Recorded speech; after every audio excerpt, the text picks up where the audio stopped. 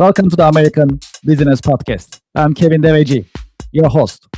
I'm welcoming you to the special edition, 2025 Year in Review special edition in the American Business Podcast. The American Business Podcast is the voice of American business. Today is December 26, 2025. Today we'll cover year 2025 in the American Business Podcast. We have accomplished a lot with your help and support. We truly appreciate it. And also today we like to review fundamentals of American Business Podcast and our mission. As you know, the American Business Podcast is a YouTube award-winning America's fastest growing business podcast. Thank you for your support. We truly appreciate it. The American Business Podcast is live first, independent, unfiltered, informative, non-political American business podcast to share informative and educational content with today's and next generation business professionals, entrepreneurs, business owners, business leaders, educators, and the workforce. We are proud of our mission, and the American Business Podcast promotes, supports, and uplifts American businesses, American nonprofits, and American manufacturers.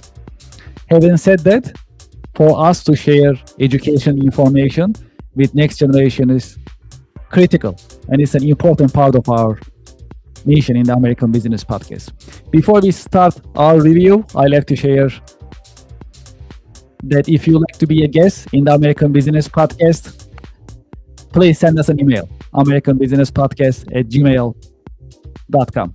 If you like to sponsor, if you like to promote your products, your services, your company, if you like to sponsor the American Business Podcast episodes, please send us an email, americanbusinesspodcast@gmail.com. We love to hear from you. Your feedback is important for us, and that is how we are shaping the content coming to you weekly basis live from New York City. Also, I'd like to invite you to our website, americanpodcast.tv. You can see our updates, coming podcast schedules, and our guests in coming days and coming weeks as well. With your help and support, right now on YouTube, we have more than 130,000 subscribers. Thank you very much for your support. We truly appreciate it. If you haven't done so, please go to our YouTube channel and subscribe, like, share, and also share your comments. Your thoughts are important for us. That's a QR code that you can scan, and it'll take you to our YouTube page, and you can subscribe, like, share, and also put your comments in the chat box as well. Okay, great. So let's get started our review for 2025. As I mentioned earlier, education is very important. Sharing informative content is very important for the American Business Podcast and the American Business Podcast business community. Having said that, I'd like to invite you to our episode with Phil Beltrano. We talk about next generation, as well as how next generation business professionals can prepare for the job market. That's a very important subject, and this episode is full of information, practical information that you can review. Let's get it started, and let's have our review together.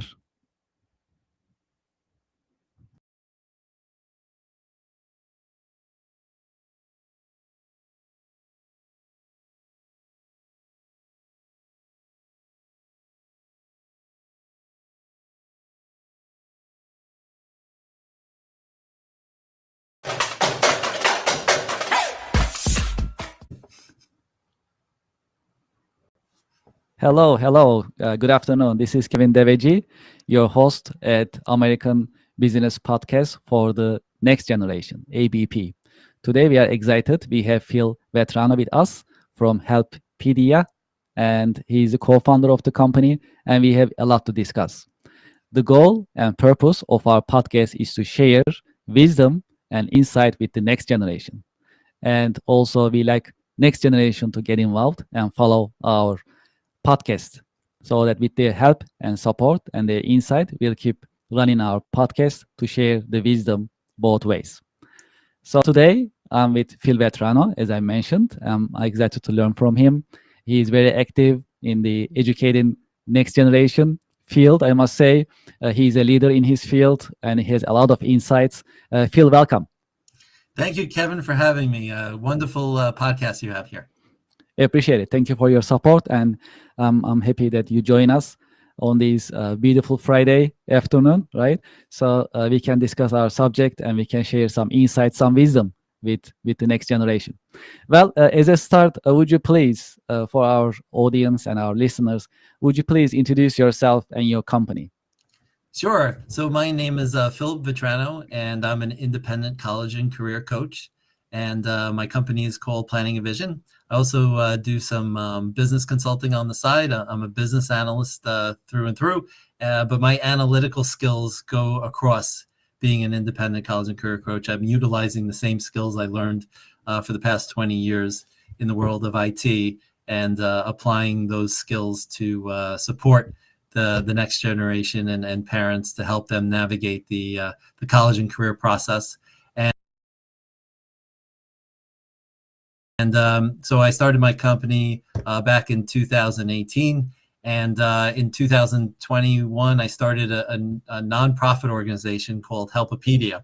And I saw how much support students need and how much support parents need to just navigate and be prepared for life, and sharing knowledge with their teens and their students and their kids, to really prepare them for life, because school doesn't cover all those necessary skills, and nor are you learning them at home. Generally, parents aren't teaching 40 hours a week the skills that they may have to their kids, and then the skills that they don't have, they're not addressing them. There's quite a bit of, there's over 25 skills that you need to make an informed decision, but not necessarily are they being taught. So I started I've co-founded with Lauren Lynn Mears, who's my co-founder, and we've gathered 33 community partners who provide services for youth development. And that's pretty much the core of Helpopedia, is that we're like a concierge for education, for the gaps that are not covered at school or home. Thank you. Yes, very exciting and very important mission that your organization has. And yes, in addition to support the next generation, we cannot forget about parents, right? So that's very important. I'm glad you're also helping them as well, in addition to the students and next generation. How did you decide to choose your current career? What made you motivate to make that choice? Yeah, so in 2014, my son was in high school guidance counselor meeting. I was with him, with other parents, and the counselor said it's never too early to start planning for college. So I have a background in project management and business analysis, and so when I hear this activity, okay, it's not too early to start. Hey, I'm diving in head first, and I'm gathering as much information as I can to help my son accomplish his goals. And one of the goals that we established was we wanted to find a college where he would academically thrive and socially thrive, so that he could do exceptionally well and meet a lot of professors and students that were like-minded and or supporting in the subjects, that requirements that he had as it relates to his education. So I spent 2.5 years diving into the analysis of data, and I saw that there was 25 skills that you needed to make an informed 12th grade decision of what you're going to do after. These kids do not have these necessary skills to do that. So that's why I started my business, to help parents and to help their teenagers to make better decisions. And through this podcast, you're going to hear the wisdom and insight that I have to help on this journey. And parents, say to me all the time, I wish I knew you when I was in high school, because I didn't have this know-how to do this activity. In fact, society generally says you have to figure this out by yourself. but I am an analyst. I kibosh that theory. You don't need to do this by yourself. You can have an incredible support team, a dream team surrounding you to support the activities that you're about to encounter and be exposed to what is really involved to do this the right way and to help you on your journey. Because if you're doing it by yourself and you've never done anything like this before, it is super difficult. There's not a lot of businesses that are running and working today if they didn't do something before to get that experience. It's like diving into the deep end and not knowing how to swim. That's not, that's nothing that we should be supporting and proposing to anyone. But yet we are in this mindset that the kids are adults and they're going to make their own decisions. Great, but let's give them the information to help them with this decision. The other challenge is your brain doesn't fully develop until you're 25. So if I were to visit myself when I was 16 or 15, I would share this important information, because my understanding that, what am I going to do now, knowing that my brain's not going to be fully developed? I'm going to surround myself with people older than 25 to get the knowledge and cognitive skills, the reasoning, the rationale, the maturity that I need to make great decisions. So if you already have that knowledge and know-how, and now you're coming up with strategies, and we'll talk about those strategies to surround yourself with people that you really need to be connected to. Yes, very exciting. Just like an advisory board, right? You surround yourself in a way. So that's exciting. And yes, your organization has an important mission, and you interact with many different students and parents and families. So in that view, what type of, how would you describe the difficulties or challenges, I must say, or what type of, what part of your job, more exciting, you will say, that gets you going every single day? Yeah, it's working with the students directly to share and to uncover the blind spots that they have and share this wisdom with them. And what's really interesting is the words that I use, they understand. It's the strategies that I share with them that they're total blind spots. They didn't think of these things before because they didn't know. They've never done this before. And so now I'm providing them with so many options. And that's one of the key things that I'd like to share with parents and students is you have so many options. It's overwhelming how many options you have, but you don't discuss and find out what your options are. In order to find out what your options are, you've got to talk to a lot of people, because those people could open up doors for you, because it's what they know that could help you. But there's one thing that they have to do. The student has to communicate what it is that they're interested in learning more about, what they're interested in doing, what are they interested in learning about, because that's the way you're going to open up doors. Because if you say nothing, who's going to give you options? You got to share what your interests are, what your passion is, because that adult on the other side, or that group of people who are surrounding you, can help you on your way for those activities. Whatever it is, whatever goals you have, other people can help you. Doing it by yourself is really hard, really difficult. So I'm an analyst. I like to squash these common, mythologies of expressions. And the expression I cannot cancel out, and it's totally true, it's who you know. And no matter what how I try to avoid that, there's no avoiding it.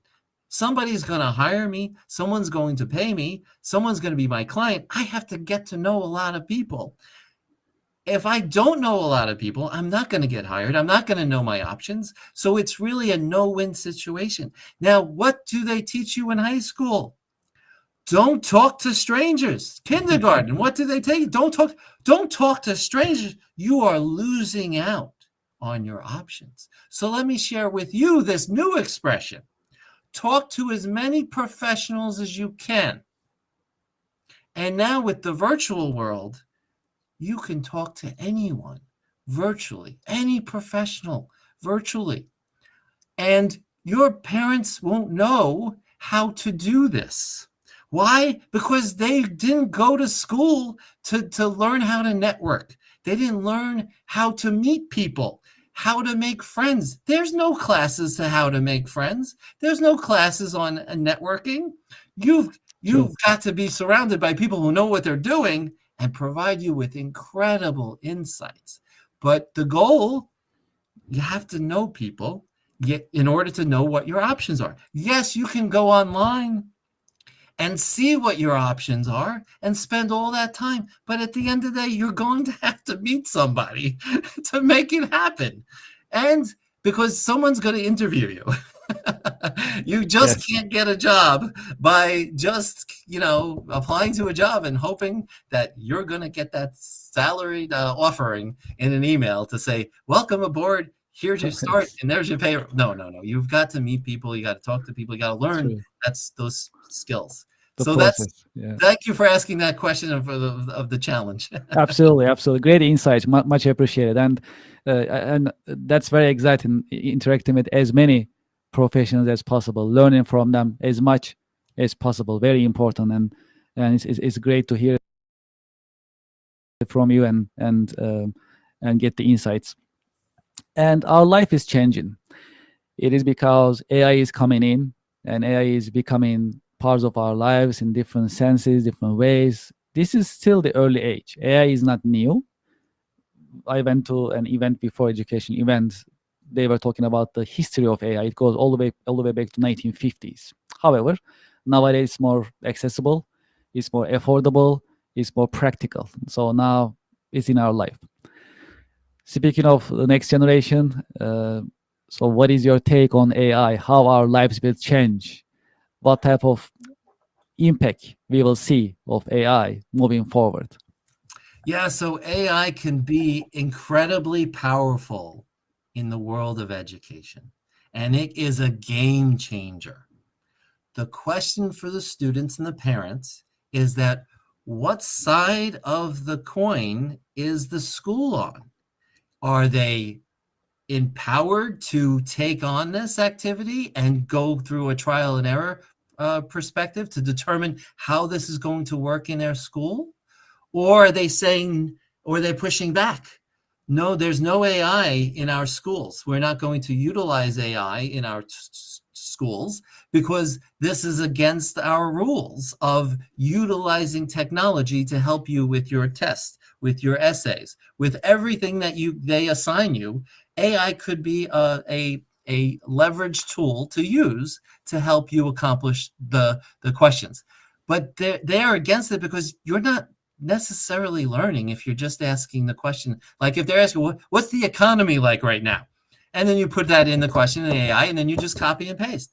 That's too easy. And are you really learning? You don't even have to read it, which is not good, right? So there's a education component, and you have to ask yourself, what is it that I want to accomplish? So am I in classes that I don't really am interested in? I may never use in my life.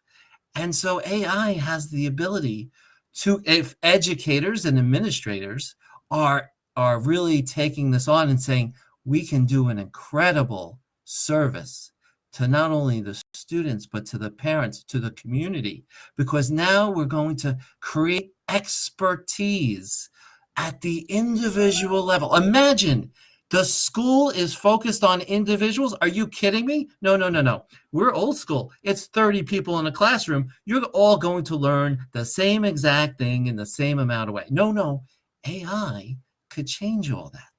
The question is that teachers, are they able to adapt to be an AI advisor to understand and to be guidance of here's the information that you're interested in, whatever that is. You're interested in the video game industry. There's generally no video game industry class that you'll be taking in high school. However, it can be adapted to fulfill your history requirement. We'd like you to know everything and understand the video game history. And we will be testing you on this. Why? Because AI has the ability to create tests based on the reading that you've done. So, oh my goodness. Now, the question is, why is that important? Oh, did you say you wanted to go into the video game industry? Well, guess what? It's valuable information if you're in front of the people who are interviewing you, that you understand how they got here and where it's going. So, AI could be a huge game changer. And that's just one little example of how educators could use AI to customize and tailor, which is not in their, this is not in their dictionary. Customizing, personalizing, and tailoring education for each student. That's why homeschooling is very attractive, because you can build the own curriculum for your children and you can execute it based on their interest and eager to learn. And you can connect them with professionals who do this for a living. And there's an incredible amount of collaboration that can happen between a professional and a student who is mentored. So AI can be the start of the conversation to improve your education system, but it requires educational leaders to be adaptive and accepting. But what the goal is for high school is to get a high school degree. What does that have to do with anything about your career? Mm-hmm. Nothing. And so congratulations, they're all focused on you getting a high school degree, their cookie cutter curriculum. It doesn't have to be that way. And that can be the future if the people in charge start doing what's best. Let me say that again. Doing what's best for each student, not what's best, what they think is best, to educate students on this cookie cutter physics, biology, chemistry, which they may never use in their life. It's not practical, and it's not bringing any value to the student when they're not interested in a particular class. This AI can kibosh the mindset of just going through cattle, of going through these 4 years of most of their core classes without the level of interest and eagerness. If schools had 100% students thriving, we wouldn't be having this conversation. Mm-hmm. Yes. The question is, do they want to improve? This is how you improve. Yes, I think, yeah, that brings my follow-up question. So, keeping these insights in mind, so what are your predictions, moving forward this year, next year, in terms of job market, economy, how the next generation will see this, and how it's going to be their experience in your point of view? Yeah, so for the students, the next generation, the job market, your goal is to have as many skills that you enjoy that is valuable in the workforce. So critical thinking is an important skill. If you don't have those critical thinking skills, that's okay. Know a lot of people with critical thinking skills so you can tag them when you need them to fully understand the opportunities that are presented to you, because you're going to face a variety of problems in your workforce. And the question is, are you providing any value? Are you troubleshooting? Are you helping solve those problems? And you want to be helpful. And anywhere you work, if you're not helping somebody, you are probably not going to do well in the workforce. The other thing is you have to adapt. You can't just specifically focus on one skill, because that skill can go away. So for example, writing. Oh my goodness. I've spoken to English teachers. Between 5% to 15% of students enjoy writing. Okay, so the people who know how to write, they are wonderfully in a great position, because they're in the world of communication, they're in the world of marketing, and they're able to modify the language, they're authors. I mean, and there's a lot of writing. Now, AI can write for you, correct your grammar, and now we have 85% of the population who could use AI and now improve their writing. And they don't need somebody. And so now they are less, now their question is, how are they going to do well in this particular economy? So the more skills that they have that they can apply to, this is something that's important for the job market. So the job market is hard because you have to position yourself in a way that you're a subject matter expert in something. So that's why I was talking about the video game industry. If whatever industry it is, there's thousands of industries, there's hundreds of thousands of different jobs. The question is, what is your expertise? You've got to focus on this. This is really important. Even the colleges, they want experts on their campus.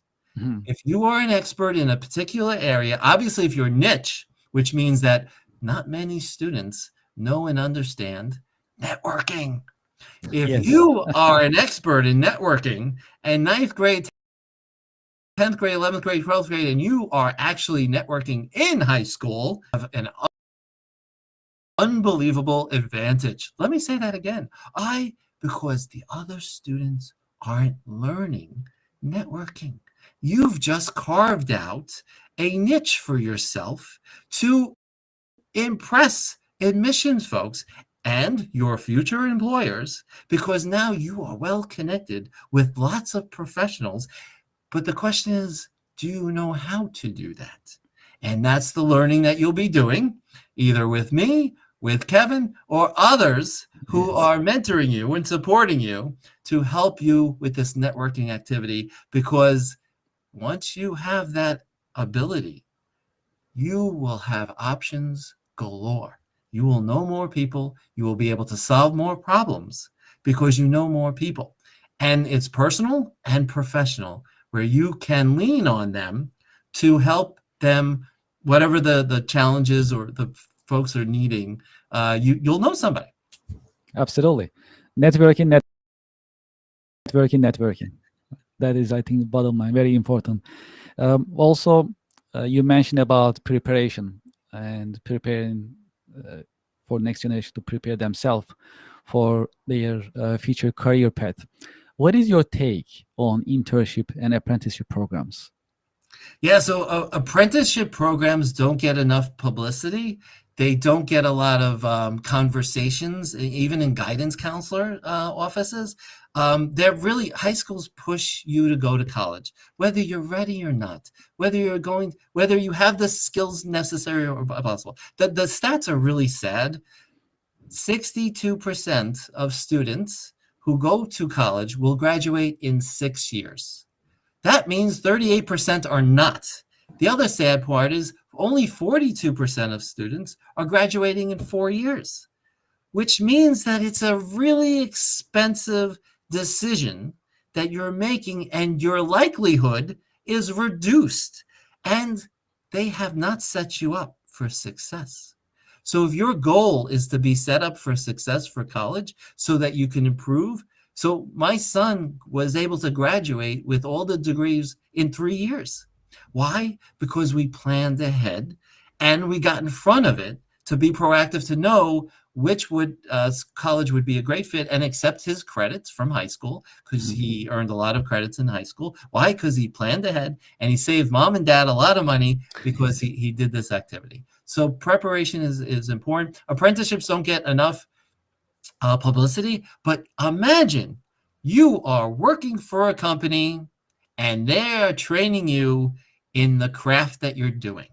Isn't that wonderful? Instead of paying a college up to $90,000 a year to learn academic subjects, which you may not even get a hands-on experience with some of the learning that you're doing, and you are learning a lot of theory, but may not be actually applying them, depending on the curriculum and things like that. But it is something to consider. And that's the thing is, do you know what your options are? Do you know what your interests are? If I just said there's over 10,000 jobs, how are you going to narrow that down? Well, I have a methodology to help with that process, which doesn't take a lot of time. You would think it would take a lot of time, but when you have a methodology to go by that no one has ever shown you how to do, it really helps and saves time. And this is what every student, and this is the other thing, is the agenda of the schools. It's cookie cutter. It's go through the curriculum. Has nothing to do with helping you find out what your interests are. Isn't that the saddest thing? No, here's the list of 40 subjects that you could choose from our school, and 4 of them are English, 4 of them are history, 2 of them are, in all these sciences, but there's not a lot of other subjects that are offered. And so how do you know what you're going to like? So I have a methodology to do that. So apprenticeship programs, there's even one for Gucci. Gucci has an apprentice program. Who knew that Gucci would have an apprentice? Yes, who knew? That's true. Yeah. So this is an example of, and especially the trades. They want you to be. They're having a hard time finding, young people, high school graduate students who graduate high school and college graduates to join their apprenticeship programs. So there is absolutely an opportunity there, and that's just one example of knowing your options, because there's hundreds of apprenticeship programs. Absolutely. So, well, so this is my last and final question. And as we discussed before the podcast, this is $1 million question in a way. And some part of it, most part of it, you answer it, but let's share it with the next generation and our viewers all together. What are your suggestions for the next generation workforce, next generation leaders, when they are choosing their career path and furthering their career path? That's a serious decision. It has steps, but just to put it together in one section as part of my question, what are your suggestions for the next generation when they are choosing their career path and furthering it? Yeah. So I will share with you, 80% of adults are generally not happy with the career that they selected. 80%. And why is that? Because they didn't explore early in their life to determine what it is that they're passionate about.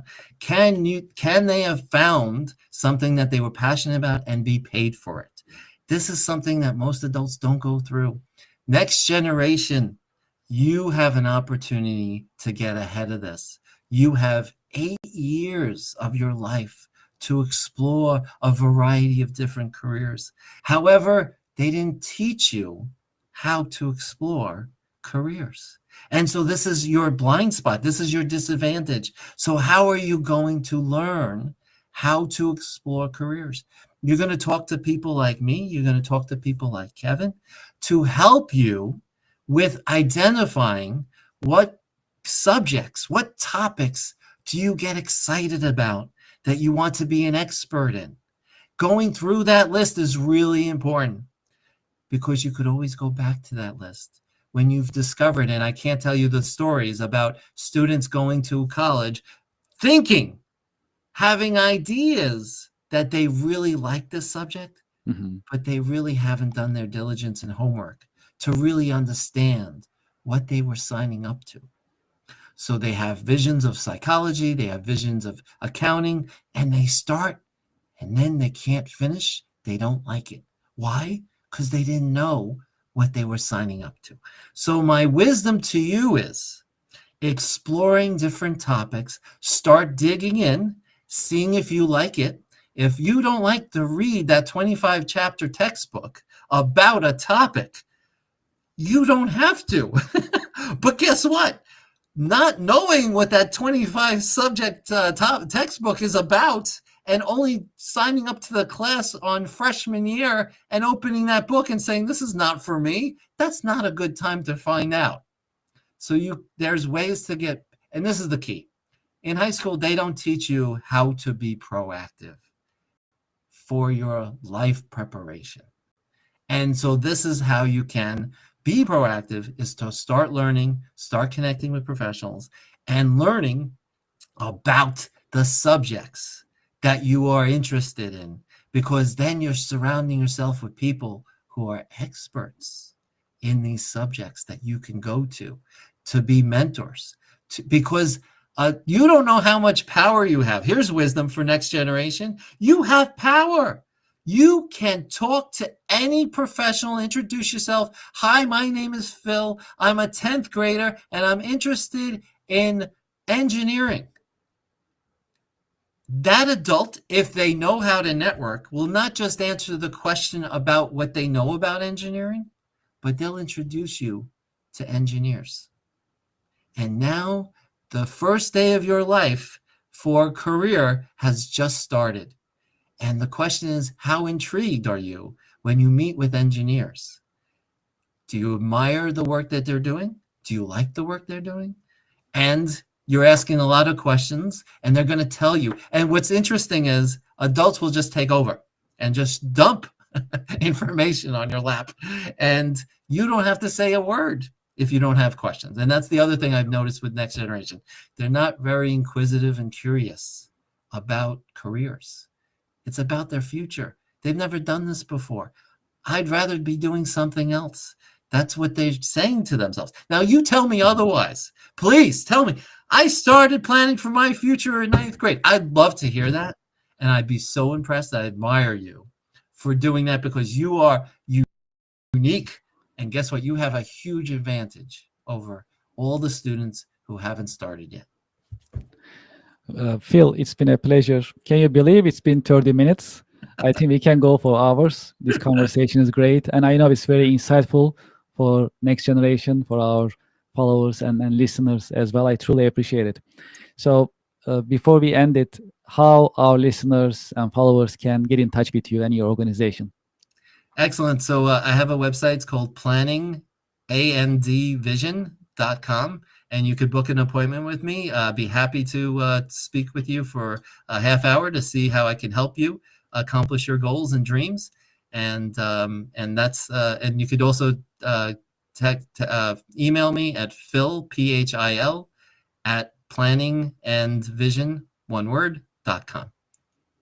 Thank you very much, Phil. And we'll definitely have a follow-up conversation with the next generation as we discuss. So I'm looking forward to it. Thank you very much.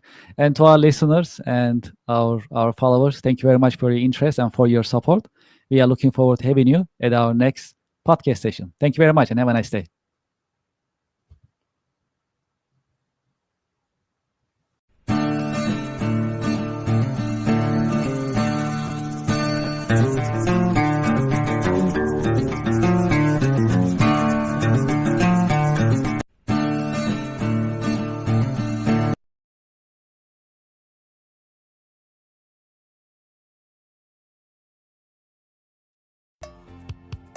Support for the American Business Podcast comes from Reddit. Do you know the biggest challenge nowadays for American small businesses? That is visibility. That's why we partner with Reddit, Reddit for Business. Reddit has more than 400 million weekly visitors. Furthermore, Reddit is reliable. Reddit is the #1 source for real reviews on products, services, and brands. There is a promotion going on. When you spend $500, you'll get $500 in ad credit from Reddit. True story. I am a Reddit user. Anytime I need feedback or review for a product or service, I go to Reddit. I get the real answers, real feedback from real people, from Reddit communities. Scan this QR code and sign up for Reddit advertising for your business. Get the visibility for your company, your products and services. Scan the QR code and sign up today. Thank you for your support.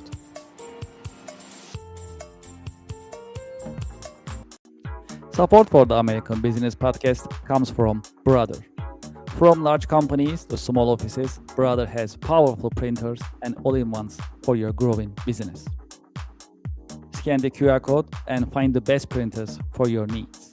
When you scan the QR code, you can see the entire collection, business office equipment collection of Brother USA, and pick the one that you like. You'll find printers, labels, toners, all-in-ones, and other office equipment available on Brother website when you scan the QR code. Scan the QR code and start shopping for Brother office equipment today. Thank you for your support.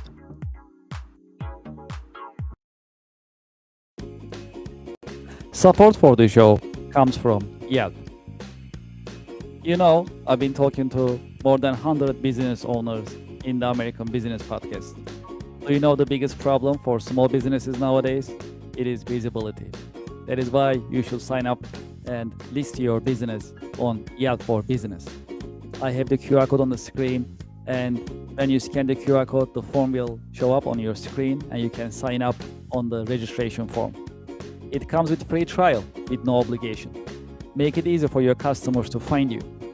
Do you know there are more than 70 million customers visiting Yelp website looking for services from businesses just like yours? Restaurants, home services, professional services, and many other businesses are being searched on Yelp on daily basis. Support for the American Business Podcast comes from iStack. iStack is offering you the latest visuals for your marketing projects, advertising projects, and other projects that need communicative latest visuals. Right now, iStack is offering you 20% discount if you start shopping today. I have the QR code on the screen. When you scan the QR code, you can start your shopping experience with iStack immediately. Whether you are looking for visuals designed by professionals or you are looking for visuals designed by AI, iStack is offering you all these options starting today.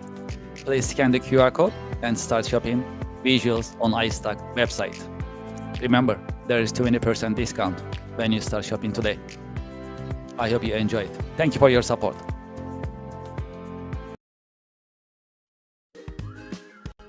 Support for the American Business Podcast comes from Office Virtual Offices.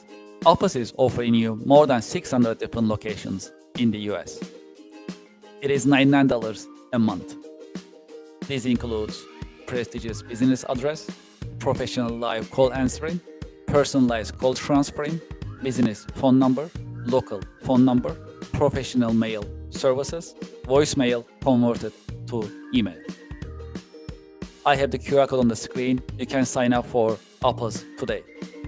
Office is offering you hundreds of locations in the US that you can pick any of them that you like. And you can start having your virtual office today. Please scan the QR code and start using Office Virtual Offices today. Thank you for your support.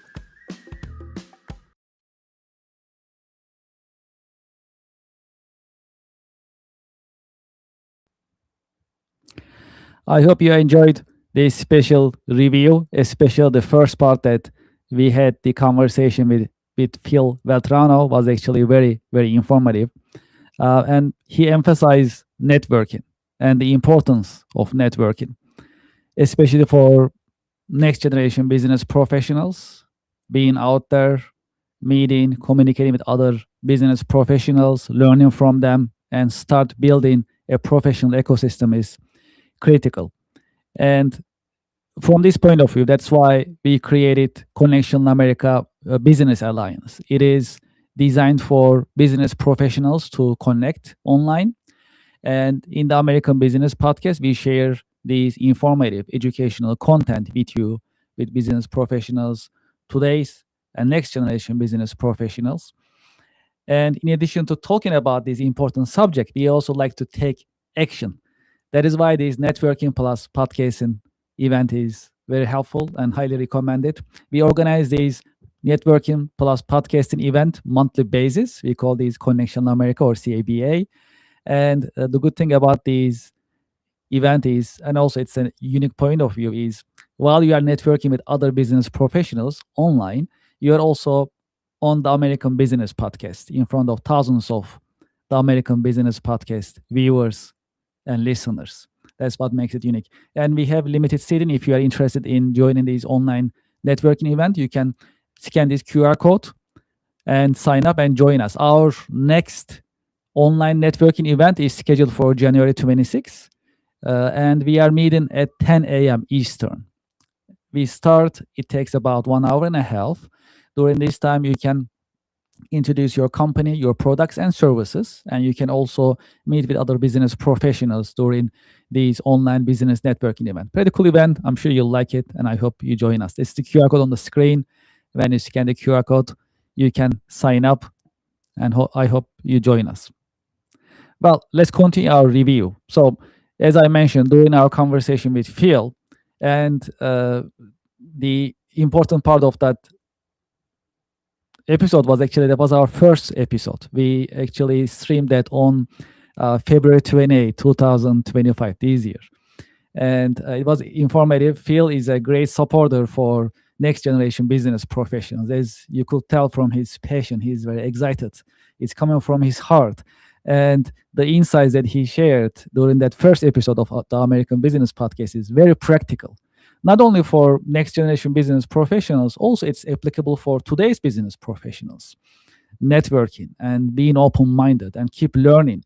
These are really fundamental practices that any business professional must have. In that sense, it was an informative business podcast episode, and I hope you like it. Now, I like to get your attention, and I like you to think about American manufacturing. And in the American Business Podcast, we support, we promote, and uplift American businesses, nonprofits, and American manufacturers. That's why the episode that I like to highlight right now is very important. And we can focus on American manufacturing, the importance of American manufacturing, the state of American manufacturing, and what type of challenges and opportunities are there in American manufacturing nowadays. Let's take a look, and we'll continue our conversation in the American Business Podcast 2025 Year in Review Special Edition today. Coming up. Thank you.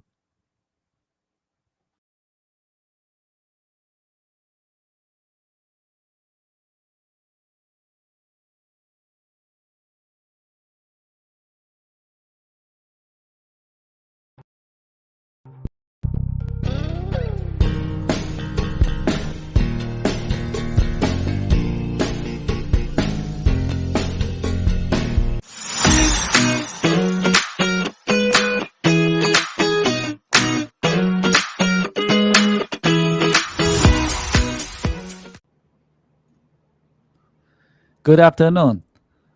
Thank you for connecting and welcome to the American Business Podcast for the next generation. I'm Kevin Devecioglu, your host, and today we are with Eric Giampoli, and he's the guru of manufacturing that I always call him. He has a lot of background, a lot of insight about manufacturing, and as our goal in our podcast is to share wisdom and insight with the next generation, I'm sure, I'm confident that Eric has a lot of experience and insight to share with next generation workforce and next generation leaders. Eric, welcome to the podcast. Thank you. It's a pleasure to join. Thank you very much. I'm excited for this conversation and looking forward to learning from you today and help you share your wisdom with our audience and our followers.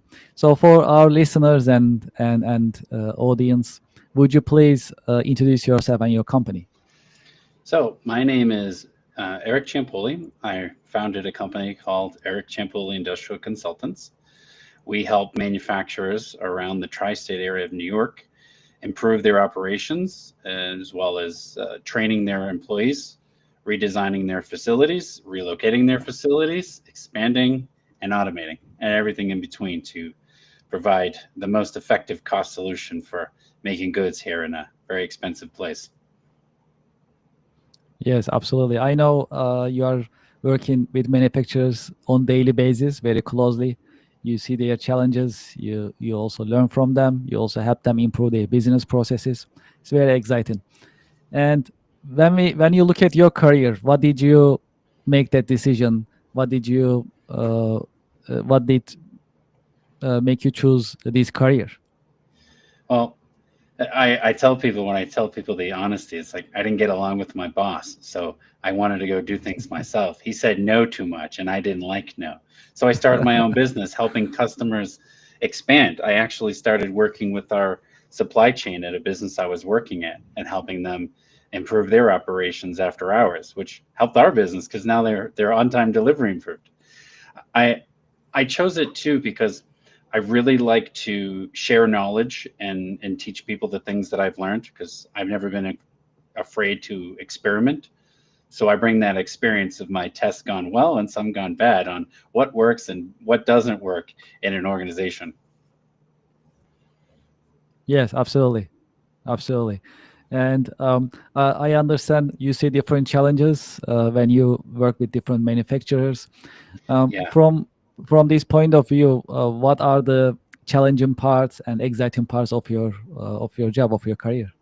Challenging parts are we can have great ideas, and those great ideas may be fantastic, but getting people to adopt change is really critical. Doesn't matter what the idea is if no one will adopt it, good or bad. And sometimes you need more of a commitment than you need a good idea in order to change your organization.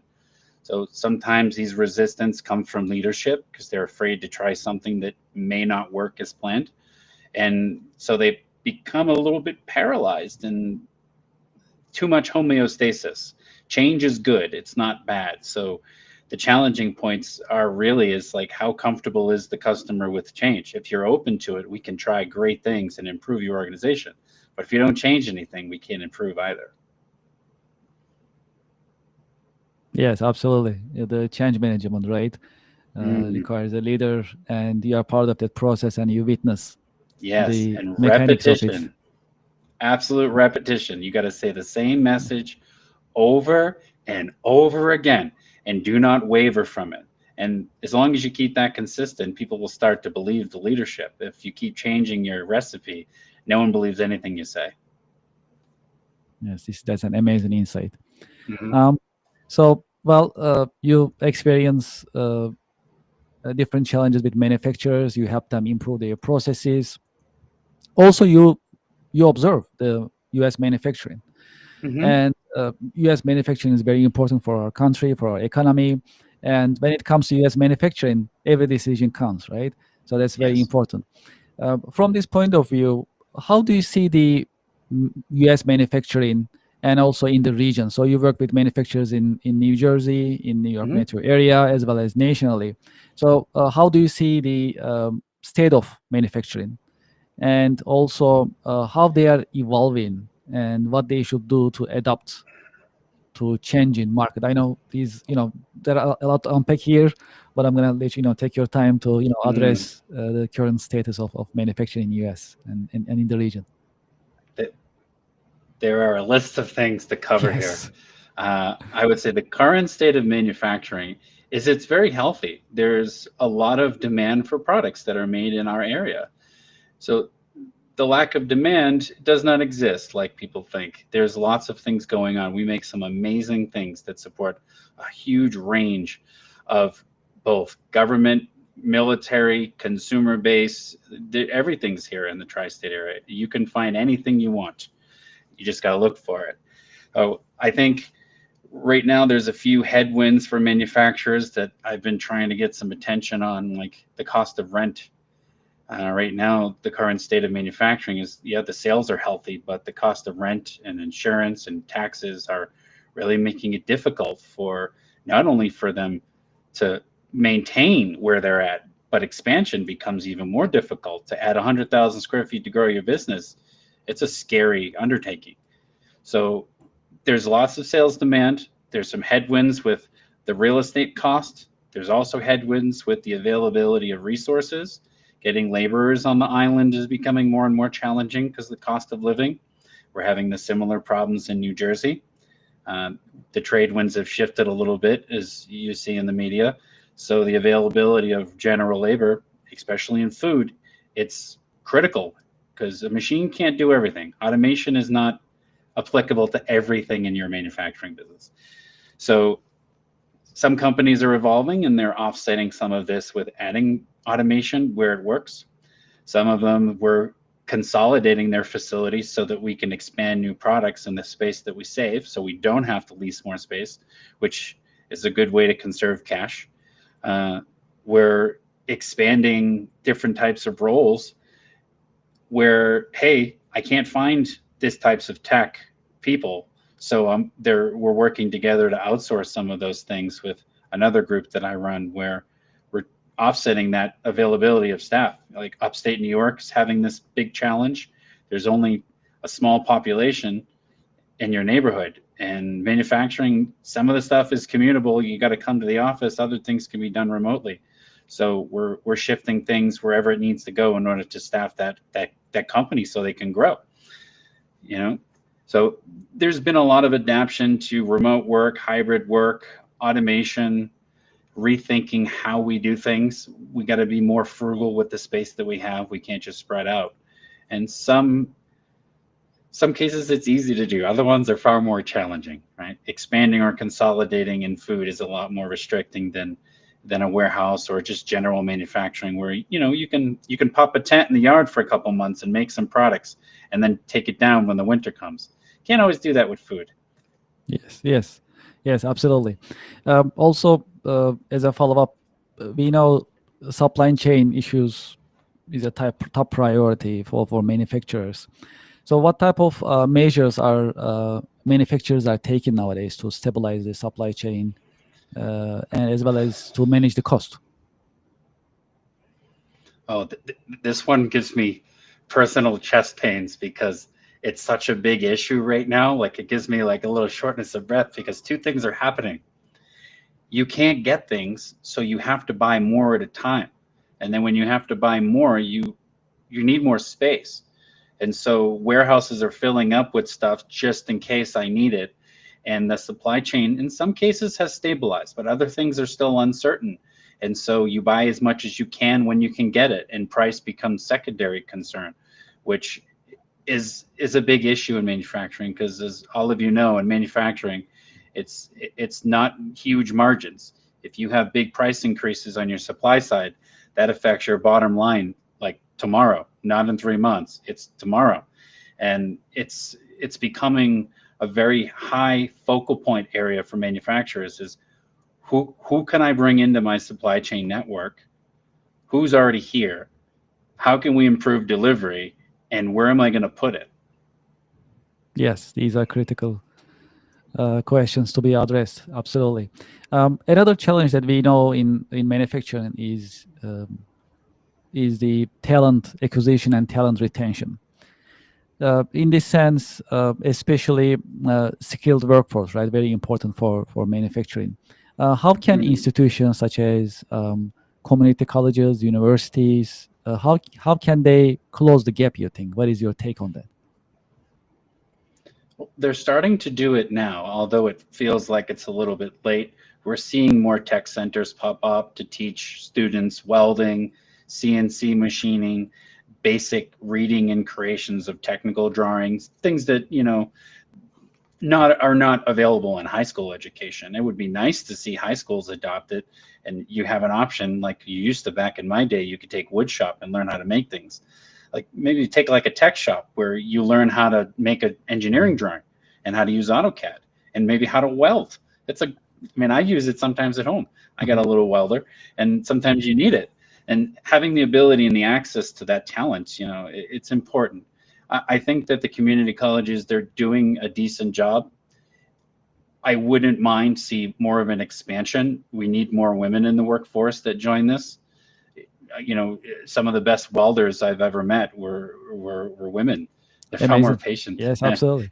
Very, very small welds. It's not it takes patience, not brute force, to do really good welding. And it'd be great to see a collaboration of men and women in high school engaging in these manufacturing activities. We need the people. If you're interested in making things, there's plenty of opportunities all throughout the tri-state area to put that excitement and your passion to work. Absolutely. And so in addition to the supply chain as well as the skilled workforce, what trends do you see, do you foresee for high-tech manufacturing in the region and in the nation? And how can manufacturers can position themselves for these technologies? Well, it's happening right now.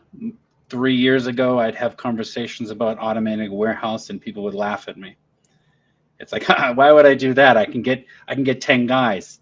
And well, now the conversations are, how fast do you think I could get it?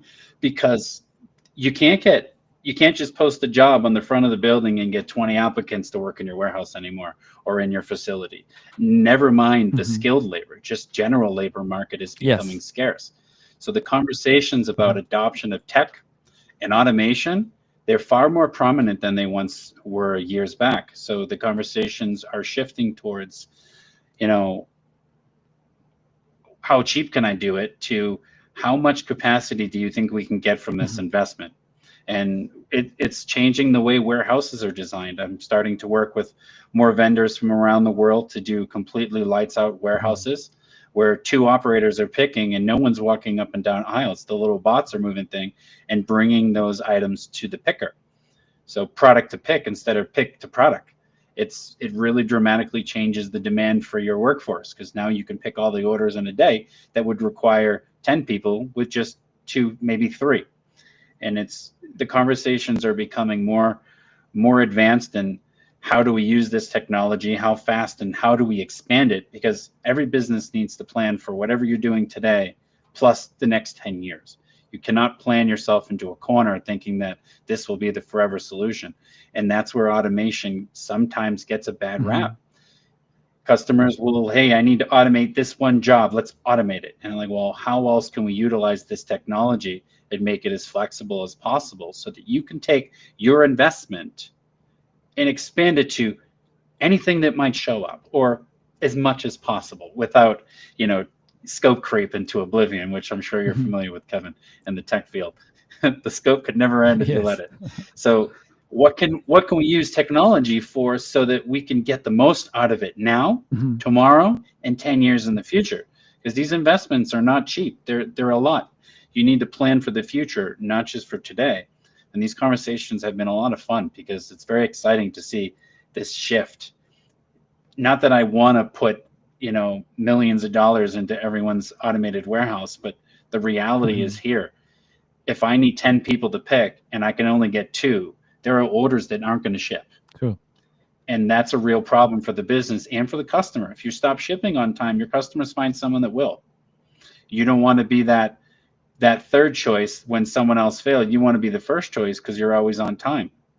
And it's a real live everyday issue for every manufacturer in our community, is where do I get the staff?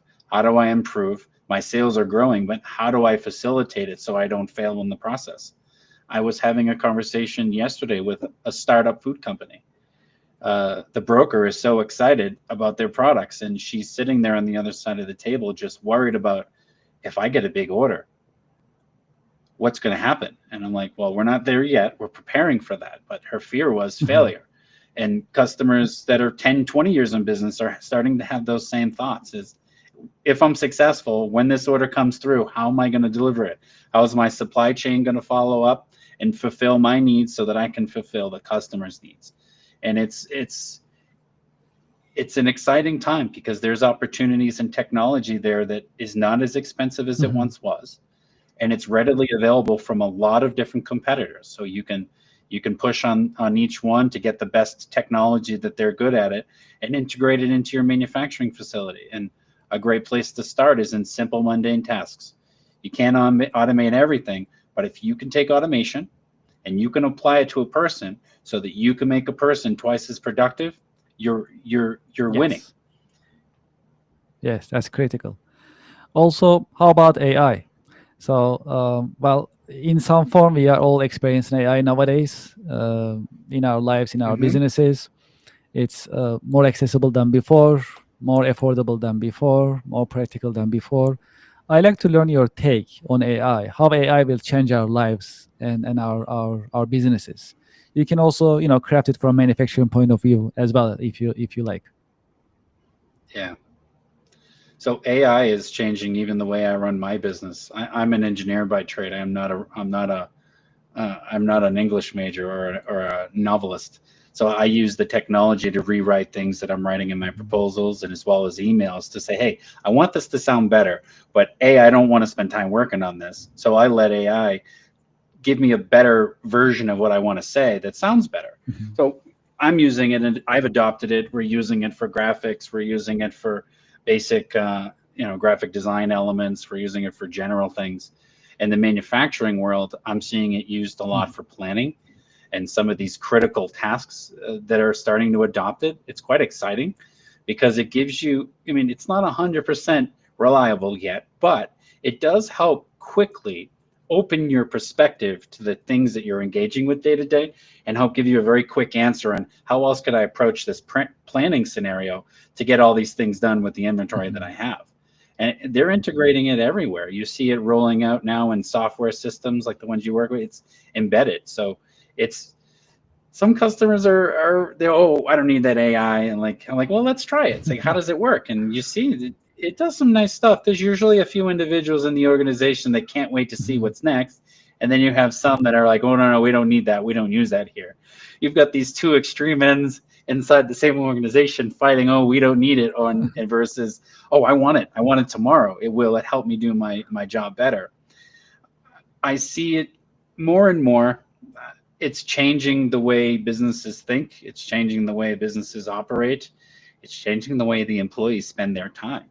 And it may sound like like the Department of Labor wouldn't really like the fact that you don't need more people to do the same thing, but a manufacturing organization is certainly excited to know that I don't need to keep adding headcount to do the same amount of work, as these mundane tasks are being automated in our everyday lives, and ERP systems and email systems, even order management systems. It's working great. And, you know, hey, AI, give me a report on my inventory. What's the average turns? Okay. And then bam, there you go. Wow.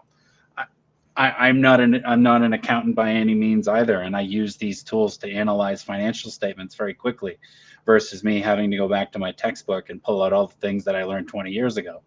And it gives me ratios and things like that. It's exciting because I don't have the time to spend on that, yet I need the data. And I see customers in manufacturing and distribution using it on a regular basis. Some of the AI technologies I've seen for mapping and routing for deliveries is really fascinating.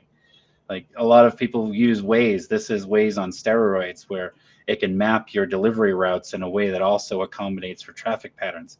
And as we all know, in New York City, the traffic patterns can be quite extreme. And so being ahead of it by an hour is a really big advantage to get back to headquarters to finish your day. Yes, good points. Absolutely. And I like to actually also see what your predictions are for this year and coming years for manufacturing. How it's going to be? Oh, I think manufacturing is going to continue to grow. I think it's going to be a great career opportunities for engineers and people that like to make things. Because as much as we want to say the world is global, there still are things that need to be done in our backyard. Like the building supply industry is going to stay local. It doesn't make sense to truck materials all the way around the world. The local workforce for food is going to continue to grow. And as it's been growing tremendously since COVID, my busiest sector right now is related to food packaging, food production, and food transportation. And it's been busier and busier every year. And I see that more and more businesses are going to adopt more advanced ERP systems, as there's still a number out there that are lagging behind with 20-year-old software. Like, as you know, Kevin, some of them are on the original versions of Sage after 25 years. I met a client the other day that's on a 28-year-old version of Macola. Yeah. And so these upgrades are going to change the way these manufacturers operate. It's going to bring them into the 22nd century and open their eyes to the way to do business. I think the job market's going to grow in that area too, supporting these changes, and process improvement is key. So I think, and I've just this past week, there's been a lot of inquiries on lean manufacturing and process change, because real estate's getting more expensive, which means you need to use what you have more efficiently in order to sustain as well as thrive. And I see it continuing. So advancements in careers of change management, lean manufacturing, information systems that supports manufacturing, it's going to continue to grow, and this job market will continue to grow, and as well as the general people in the factory that are not just going to be doing tasks, but they're going to be running these automated machines. They're going to be supporting them. So I see a growth in the need for more advanced mechanics. We've launched a program that throughout New Jersey for training in PLCs, because many mechanics on the job 10 years, they don't know how to write the code to maintain the machine. So they debug by just changing parts, but that's not necessarily the way to fix it. So job markets for technical support for automated machinery, automation engineers, information structure engineers, general laborers in manufacturing will also increase, but you won't just be general anymore. You'll be running a $500,000 piece of machinery that's providing the business value and the customer's value.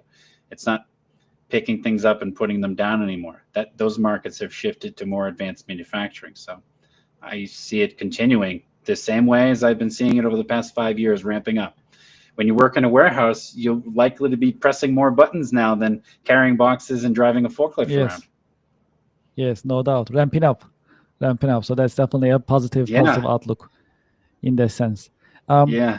And the number one joke everybody makes is, after you make it more efficient, when we're not walking around the warehouse, is everyone going to get a gym membership? Because now they're not walking 10 miles a day. They're standing in one place. And I say, well, the gym membership is on you. And what you do after work is on you. So sure, you want to go to the gym? Sure. But I don't think that has anything to do with your day-to-day job in the warehouse, where you don't have to climb ladders anymore. That's true. Yeah, that's a great point. As you know, our most important mission in this podcast is to share wisdom and insights with the next generation workforce, next generation leaders coming up. And in that sense, what do you think about internships and apprenticeship programs for next generation to consider? I think they're fantastic. I've reached out to my local community, but we haven't had any takers on how we do things from the local college, Stevens, where I am, and also the local high school in Bergen County, where I am in New Jersey. But I think these apprenticeships and programs to get younger people engaged in manufacturing is critical, because it's not something you see advertised. Hey, join a career in manufacturing and make things. You see a lot of Amazon promotions to be an Amazon driver, an Uber driver, all these other things. But there is a real need to, I don't want to say glamorize, but at least make it aware that, you know, there's still a market for you to grow a career in this field. It doesn't have to be, you know, a packer. It can be someone that's supporting automation technologies. It can be an engineer designing these facilities. It can be a production manager trying to get the most efficiency out of his assets and his business so that he can deliver on time. It's really important that we make more and more people aware of what's really going on in the world of manufacturing in America. It's not just what you see on the news. There's a whole lot more going on there. And I'm in it every day, and I see all the different things, exciting stuff, how the world is changing. And sometimes it's stressful and sometimes it's exciting, but there's a lot going on here. And I think the more that we can make it known that there's a great opportunity here, it's not everything's coming from China and overseas. There's a lot of things being made here, and it's exciting, and it's a great career field. And apprenticeships are key in order to staff this for long term, because we can't put a robot on everything. It's just, I mean, in 20 years, I'll be called a liar, but right now, I can't put a robot to do everything that a person can do.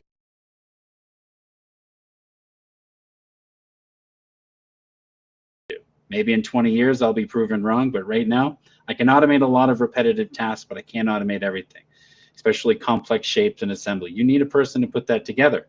And these jobs pay well, and the benefits are great, and the environments of the working conditions are fantastic. You're not working in a cave like people see in these coal mine videos, or the videos from the Industrial Revolution where there's no lights and no heat. Like, they don't look like that anymore. They're advanced manufacturing facilities with LED lighting, painted floors, air conditioning, water coolers, and break rooms with TVs and pizza parties and celebrations. They're fantastic places to work, and some are better than others, but it's a great field.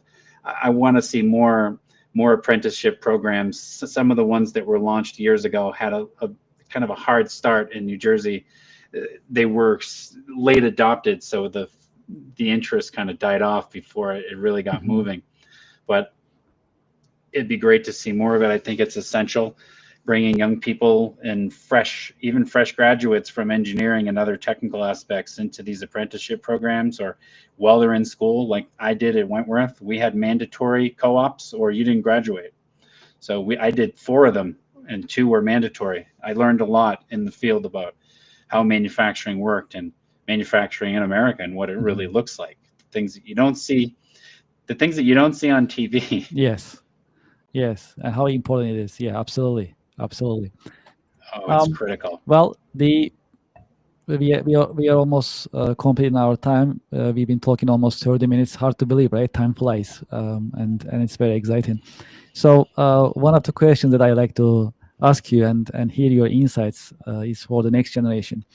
What are your suggestions for the next generation workforce, next generation leaders when they are choosing their career path and furthering their career paths?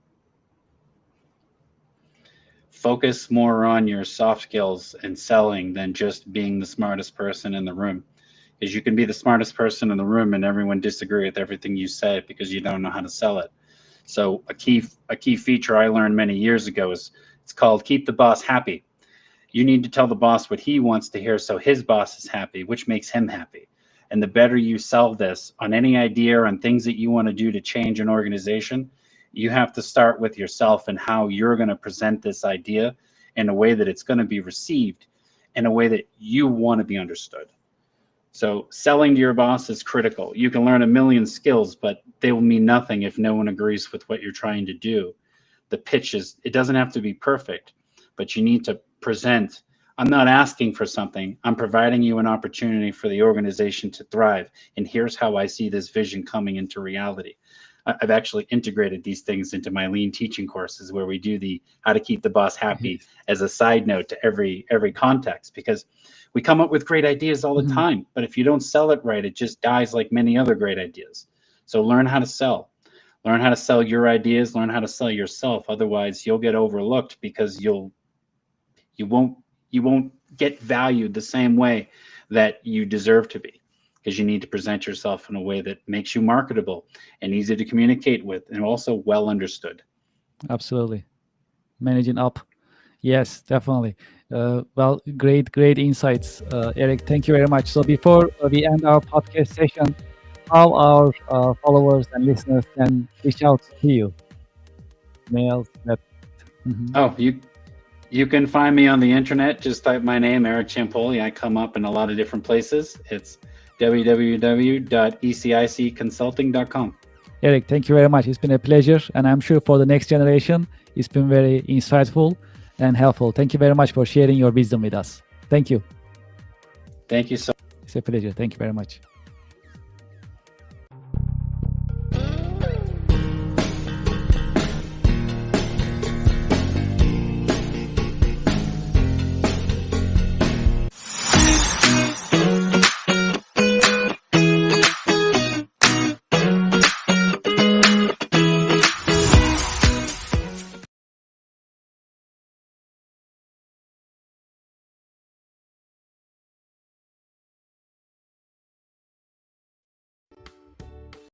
Support for the American Business Podcast comes from Reddit.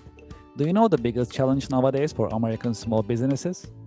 That is visibility. That's why we partner with Reddit for Business. There are more than 440 million visitors weekly on Reddit.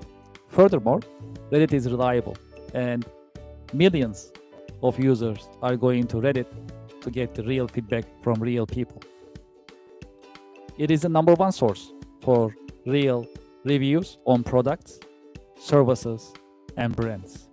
There is a promotion going on that I'd like you to consider and take advantage of.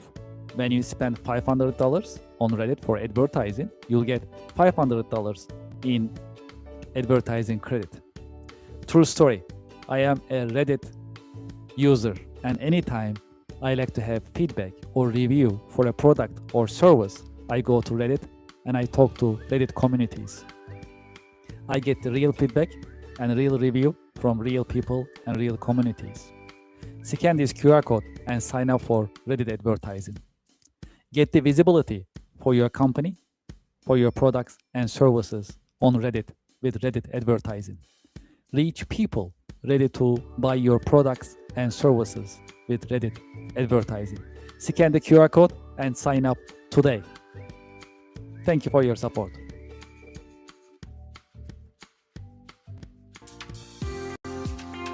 Support for the American Business Podcast comes from YZ. At the American Business Podcast, we always talk about continuous improvement and professional development. That is why we partner with YZ, trust the nation's largest network for tutoring.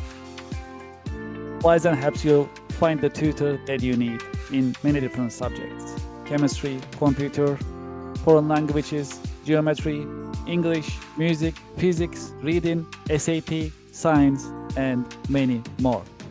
I have the QR code on the screen that you can sign up and start searching for tutors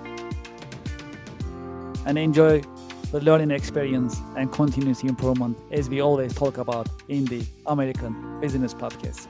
Scan the QR code and sign up for Wizen today. Thank you very much.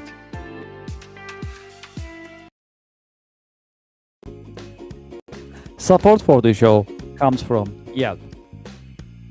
You know, I've been talking to more than 100 business owners in the American Business Podcast. Do you know the biggest problem for small businesses nowadays? It is visibility. That is why you should sign up and list your business on Yelp for Business. I have the QR code on the screen, and when you scan the QR code, the form will show up on your screen and you can sign up on the registration form. It comes with free trial with no obligation. Make it easy for your customers to find you. Do you know there are more than 70 million customers visiting Yelp website looking for services from businesses just like yours? Restaurants, home services, professional services, and many other businesses are being searched on Yelp on daily basis. That's a great opportunity. If you list your business on Yelp, you'll be findable, searchable, and you'll be visible. When you are visible, when your customers are able to find you, you're in business. You can get opportunities, you can get leads, you can build a healthy and profitable pipeline. Consider Yelp for Business. Scan the QR code, sign up, and start your free trial. It comes with free trial. Very comfortable, no obligation. List your business and start getting the results and enjoy the benefits of Yelp Business. Thank you for your support.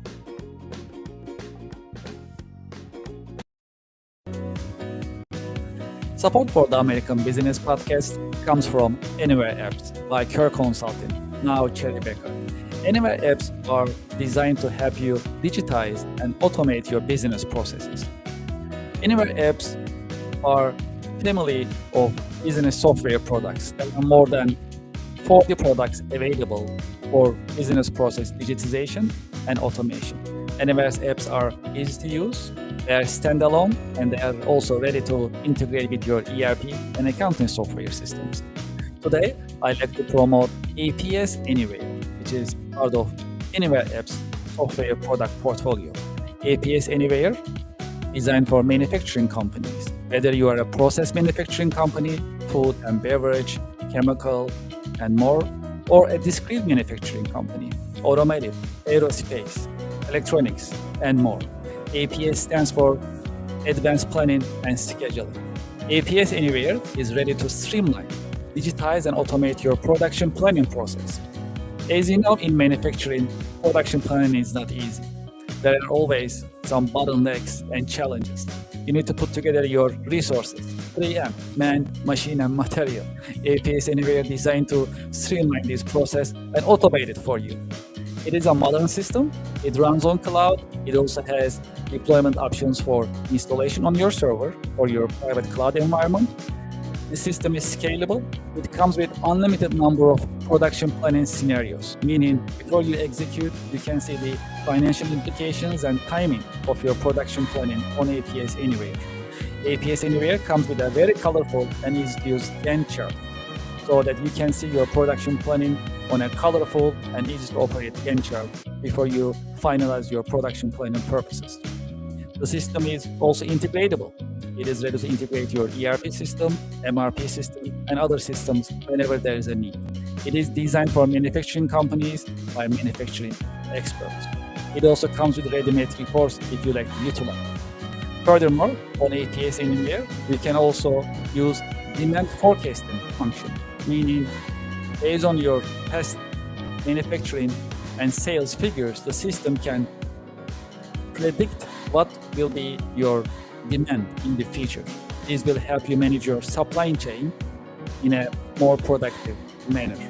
I have the QR code on the screen. You can scan the QR code and you can learn more about APS Anywhere, as well as Anywhere App Software System in general.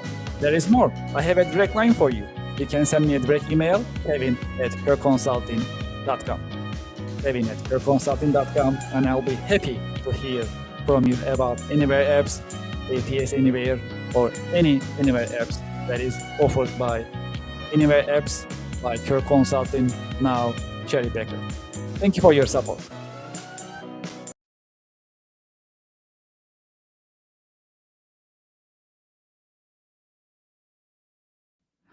Great. Well, when it comes to American manufacturing, there are many different subjects that we need to cover: technology, change management, and team management. In that particular episode, we talk about American manufacturing and their challenges in general. One of the subjects that actually Eric focused on was change management and how to manage change internally by repetition of the message that you like to motivate the team on. And another message was about technology and utilizing AI.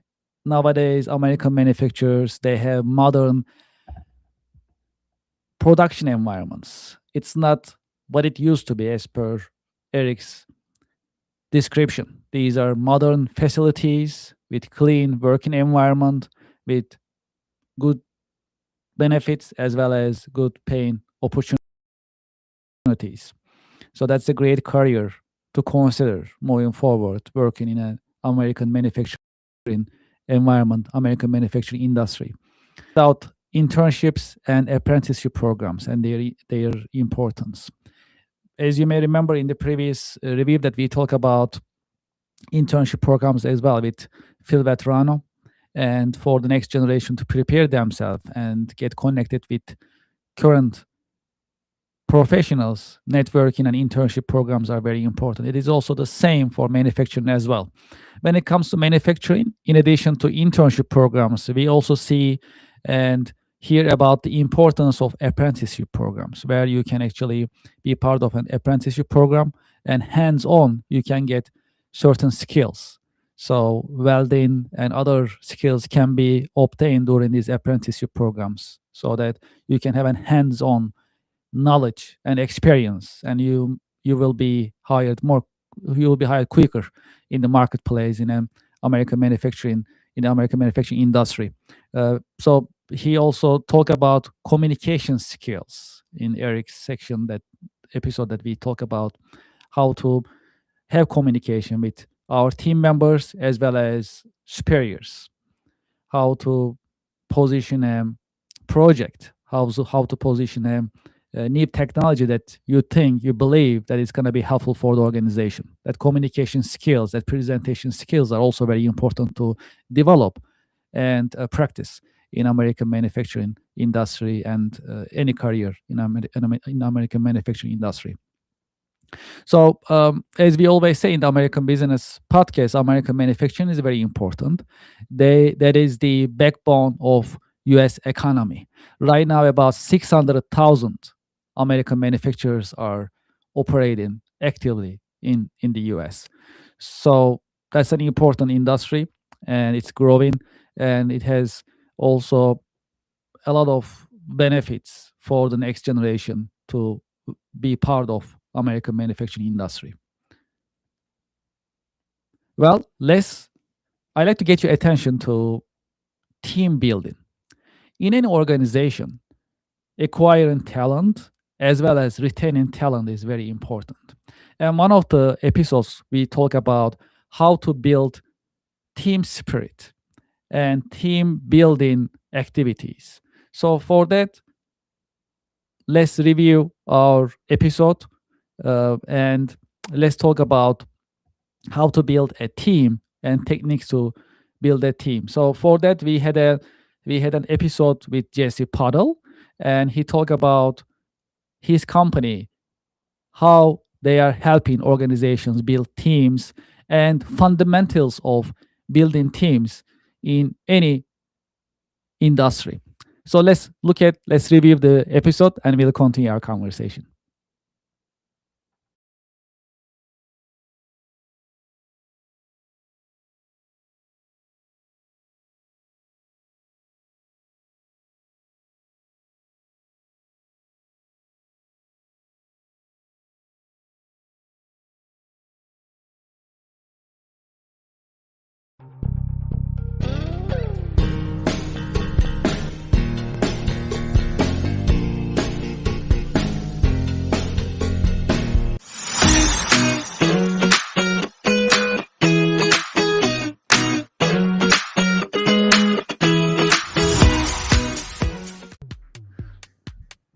Hello, good afternoon. Welcome to the American Business Podcast for the next generation. I'm Kevin Deveci, your host.